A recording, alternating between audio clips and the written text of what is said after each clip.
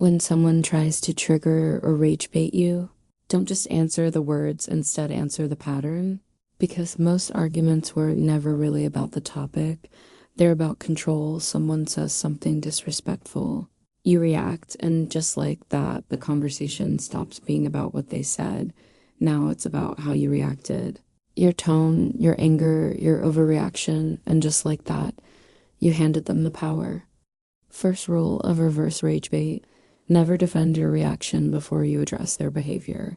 So if someone hits you with "why are you so sensitive?" don't say "I'm not sensitive, that's a trap," and you just walked right into it. Instead say, "The issue isn't my sensitivity. The issue is what you said, that one line," and it brings the whole thing right back to the actual problem. In this video, I'll tell you the 4 steps that do something better than just helping you spot a rage bait. They'll help you to flip it. So by the end of this, you're not the one getting baited. You're the one making them look unstable while you stay completely calm. But before that, let me tell you why this actually works. Because it's not just a mindset trick, it's biology. The moment you get triggered, your brain flags a threat. Adrenaline and cortisol flood in, your heart rate spikes, your breathing goes shallow, and your prefrontal cortex, the part of your brain responsible for calm thinking and self-control, actually gets weaker in that exact moment. So anger gives you energy, but it steals your clarity. That's why in the moment you feel like you're making the sharpest point of your life. And 20 minutes later, you're replaying it, wondering why you said all that. Here's how you stop that from happening in 4 steps. The first step is delay 3 seconds, breathe once, look at them. Don't make it dramatic, just pause. That tiny gap is enough to break the automatic reaction loop.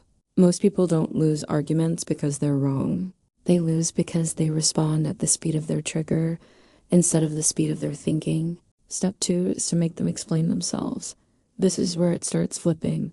If someone insults you sideways, don't swing back. Instead, make them to clarify it. Ask what you mean by that. If they say it was just a joke, ask them to explain the joke. If they say you always do this, ask them exactly what you did right now. In this conversation, now they have to turn disrespect into actual words. And most people get very uncomfortable explaining their own bad behavior out loud. Step 3 is to keep it short. Don't give them a TED talk to someone trying to twist your words. Use the clean lines only. Short sentences protect you. Long explanations just give them more material to pick apart. Step 4, exit before you become the evidence. This is the one most people get wrong. They stay in it too long, past the point where they're thinking clearly, until they finally stop. And that's exactly when the other person says, "See, this is what I'm talking about. Congratulations." You just handed them their proof, so leave first. Tell them, "I'll talk when this is respectful." Then stop talking. No extra paragraph, no last jab, no parting shot, just exit. Because the goal was never to prove you're right. The goal is staying in control of yourself. And here's the part that changes everything. The most dangerous person in any argument isn't the loudest one.